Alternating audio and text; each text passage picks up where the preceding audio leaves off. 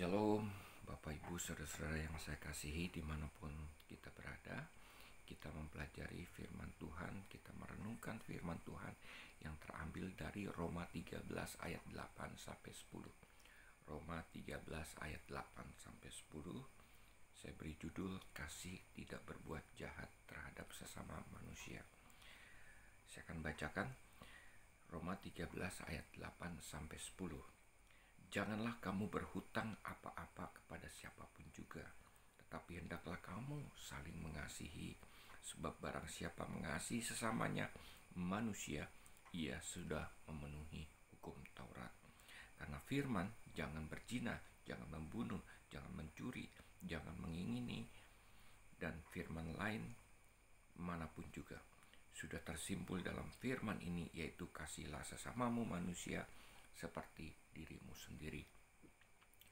Kasih tidak berbuat jahat terhadap sesama manusia, karena itu kasih adalah kegenapan hukum Taurat. Bapak Ibu Saudara-saudara yang saya kasihi, saya tidak perlu membuat peraturan di dalam gereja.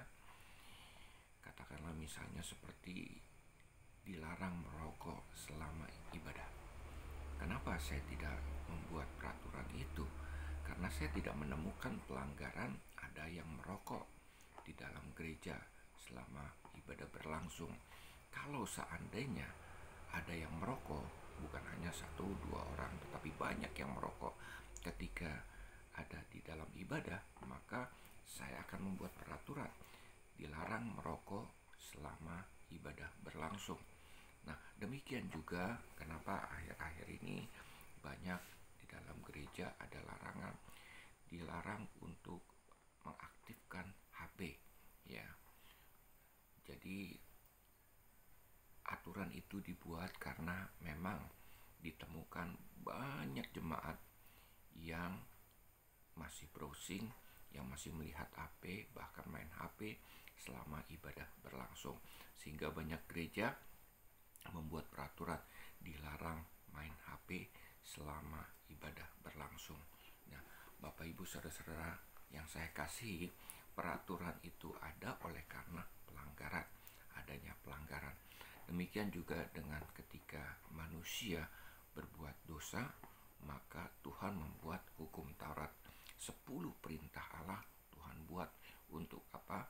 Membatasi dosa-dosa manusia, agar manusia tidak melakukan apa yang dibatasi oleh 10 perintah Tuhan itu atau hukum Taurat tersebut. Nah, Bapak Ibu Saudara-saudara yang saya kasihi, 10 perintah Allah atau hukum Taurat itu sekarang ini Bapak Ibu bukan tidak berlaku lagi di dalam kehidupan kita, tetapi bukan menjadi fokus orang-orang percaya, ya. Fokus daripada orang-orang percaya, orang yang mengasihi Tuhan adalah kasihilah Tuhan Allahmu dengan segenap hati, jiwa, dan kekuatan, dan kasihilah sesamamu manusia. Inilah hukum kasih. Jadi fokus kita sebagai orang-orang Kristen, orang-orang percaya, bukan pada Taurat, bukan pada 10 perintah Tuhan. Karena apa? Karena yang berlaku di dalam kehidupan kita adalah hukum kasih, mengasihi Tuhan dengan segenap hati, jiwa, dan kekuatan, dan mengasihi sesama manusia. Karena ketika kita menjadi orang percaya, Bapak Ibu, saya percaya Roh Tuhan di dalam kehidupan kita memberikan kekuatan, memberikan jalan, memberikan kemerdekaan buat kehidupan kita, supaya kita tidak terikat lagi dengan dosa. Jadi dengan kata lain, setiap orang percaya sudah dimerdekakan dari dosa. Dia tidak berurusan dengan dosa. Jadi dengan kata lain, dia tidak berfokus lagi pada dosa-dosa. Dan 10 perintah Tuhan, hukum Taurat ini bukan menjadi fokus di dalam kehidupannya, karena tidak ada lagi dosa yang mengikat kehidupannya. Dia sudah dimerdekakan dari dosa. Bukan berarti tidak ada hukum yang mengikat kehidupan setiap orang-orang percaya. Nah, kehidupan orang-orang percaya, Bapak Ibu Saudara-saudara yang dikasihi, sekarang ini dia hidup di dalam hukum kasih. Mengasihi Tuhan dengan segenap hati, jiwa, dan kekuatan, dan mengasihi mengasihi sesama manusia seperti dirimu sendiri. Kenapa? Karena kita, Alkitab katakan, kita berhutang terhadap Kristus. Kita berhutang budi, berhutang kasih. Dia mati di kayu salib untuk menebus dosa-dosa kita, untuk memerdekakan kita dari dosa-dosa tersebut. Dan inilah kasih yang terbesar dalam kehidupan kita. Dimerdekakan dari kehidupan berdosa, lalu kemudian dia menyediakan kehidupan kekal buat kehidupan kita. Nah, Bapak Ibu saudara-saudara yang saya kasihi, Yesus lakukan ini dengan cara mengorbankan diri. Dia mati di kayu salib untuk menebus dosa-dosa kita. Nah, kita berhutang budi, kita berhutang kasih kepada Tuhan. Maka Alkitab katakan di dalam ayat 8, janganlah kamu berhutang apa kepada siapapun juga, tetapi hendaklah kamu saling mengasihi. Kenapa berhutang dihubungkan dengan saling mengasihi? Karena kita berhutang Bapak Ibu dengan Tuhan Yesus, berhutang budi, berhutang kasih yang terutama. Dia sudah begitu mengasihi dan kita harus membayar kasih ini dengan cara mengasihi Tuhan dengan segenap hati, jiwa, dan kekuatan, dan mengasihi sesama manusia. Bayangkan Bapak Ibu, kalau ada tetangga kita, sahabat kita yang terus-menerus mengasihi kita, apalagi dia sampai mengorbankan hidupnya untuk bisa mengasihi kita Bapak Ibu. Apakah kita acuh, apakah kita cuek? Ya, kita tidak membalas dengan kasih, membalas dia dengan kejahatan. Tidak Bapak Ibu, kita membalas juga dengan kasih karena kita sudah menerima kasih. Demikian juga dengan Tuhan Yesus yang sudah lakukan di dalam kehidupan kita. Dia sudah mati di kayu salib, mengorbankan dirinya.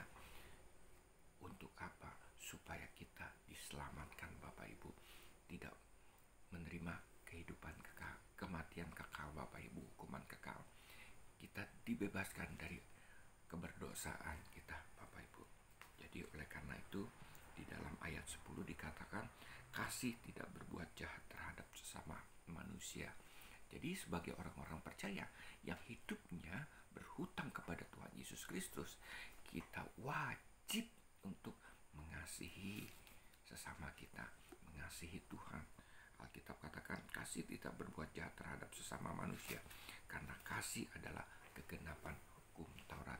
Nah, Bapak Ibu saudara-saudara yang saya kasih, adalah yang cukup mengherankan ketika dia sudah datang ke gereja, dia mengaku sebagai orang Kristen, orang-orang percaya, tapi masih berbuat jahat terhadap sesamanya. Ya, ini berarti dia masih berhutang terhadap Tuhan Yesus Kristus. Dia belum membayar hutang yang Tuhan Yesus berikan di dalam kehidupannya. Seharusnya dia membayar hutang dengan mengasihi Tuhan dengan segenap hati, jiwa, dan kekuatan, dan mengasihi sesama manusia. Dan inilah kewajiban orang-orang yang percaya kepada Tuhan. Kita membayar hutang-hutang kita kepada Tuhan Yesus dengan mengasihi sesama kita dan mengasihi Tuhan dengan segenap hati, jiwa, dan kekuatan. Selamat mengasihi. Shalom, Tuhan memberkati.